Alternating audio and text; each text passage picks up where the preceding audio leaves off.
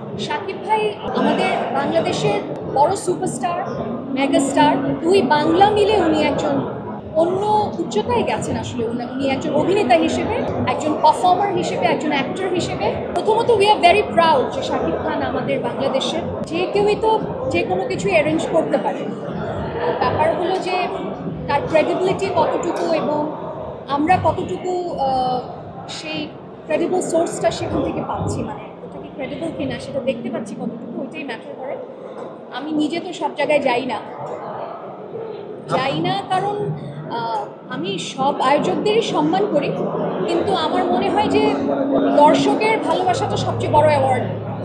তো সেই অ্যাওয়ার্ডটা মেইনলি রেখেই কিছু কিছু আসরে হয়তো আমার অংশগ্রহণ করা হয়। কাজের কথা আছি লাস্ট হচ্ছে যে আপনার গান যেটা প্রকাশ পায় আপনাদের সেই গানটা সেই ময়না গানটি দর্শকদের ভালোবাসে একটা অন্য জায়গায় বুঝিয়ে যাবে, এটা আপনাদের একটা খুশির খবর। সেখান থেকে ময়না নিয়ে কেমন রেসপন্স ছিল এটা একটু অডিয়েন্সদের জন্য যদি বলেন। ময়না আপনারা জানেন যে সিনেমার গানের বাইরে যে অডিও গান, সেই গানটি টানা 15-16 দিন ট্রেন্ডিং নাম্বার 1-এ ছিল বাংলাদেশ রিজনে, ইউটিউবের অডিওতে। তো এটা আমি মনে করি যে অনেক বড় পাওয়া। ফিল্মের গানে মানুষের ভালোবাসা পাওয়া একরকম, ফিল্মের গানের বাইরে আমার মৌলিক গানে ভালোবাসাটা পাওয়া অন্যরকম একটা ব্যাপার। আমি অবশ্যই আসিফ ইকবাল ভাই এবং গামচিল মিউজিককে অনেক অনেক কৃতজ্ঞতা জানাই এবং ভালোবাসা জানাই ময়না গানটির জন্য। ময়নার পর নতুন কোন ধামাকা আসলে কোনাল আনবেন? কারণ ময়না এমন একটা গান ছিল যেটা আপনার আগের গানগুলোকে ছাড়িয়ে সামনের দিকে গেছে। ময়নার পরে নতুন ধামাকা কোনাল নিচ্ছেন কিনা? ময়নার পর আসলে যে গানটা স্কেডিউল করা আছে ওই গানটা একদমই ধীমা তালের একটা গান। ওইটা কিন্তু ময়নার মতো এত ফাস্ট বিট কিংবা নাচের গান না। তবে আমি আশা করছি যে আপনাদের ভালো লাগবে। একটি গানের কথা আমি আগাম বলে দিই, আমার আর বাপ্পাদার একটি ডুয়েট গান আসবে, কিন্তু সেই গানটি একেবারেই আমাদের আগেকার দিনের বাপ্পাদার যে রোমান্টিক গানের যে মুড ছিল ওই ধরনের একটি গান। দাদার আমি খুব শীঘ্রই শ্যুট করবো, দাদা আমেরিকা থেকে আসলেই শ্যুট করবো। তো ময়নার পর আশা করছি যে সেই গানটি সবাই দেখতে পাবে এবং আরও অনেক ভালোবাসা পাবে। শাকিব ভাই আমাদের বাংলাদেশের বড় সুপারস্টার, মেগাস্টার। দুই বাংলা মিলে উনি একজন অন্য উচ্চতায় গেছেন। আসলে উনি একজন অভিনেতা হিসেবে, একজন পারফর্মার হিসেবে, একজন অ্যাক্টর হিসেবে। প্রথমত উই আর ভেরি প্রাউড যে শাকিব খান আমাদের বাংলাদেশের, এবং তারপরে হচ্ছে শাকিব ভাইকে আমরা সবাই ভাই বলে সম্বোধন করি, তার স্নেহ আমরা পাই। এবং আমার গানের যাত্রায় শাকিব ভাইয়ের বিশাল একটা ভূমিকা আছে।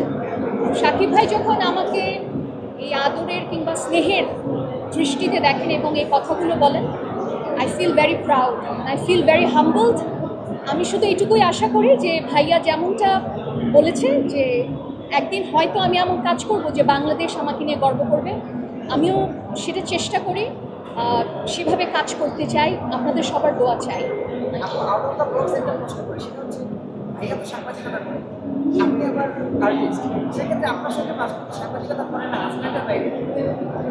আমার সঙ্গে পারে না।